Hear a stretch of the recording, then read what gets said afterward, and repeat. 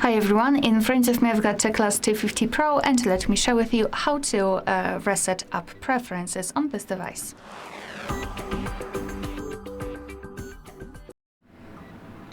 So let's begin with opening the settings, and here in this left section we have to scroll and find the apps.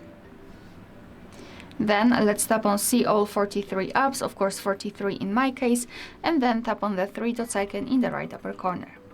Now let's tap on reset app preferences, and here your device is informing you what it will actually reset, so among others disabled app notifications and any permission restrictions.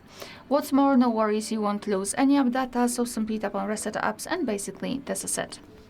Alright, so that will be all. Thank you so much for watching. Please hit the subscribe button and leave the thumbs up.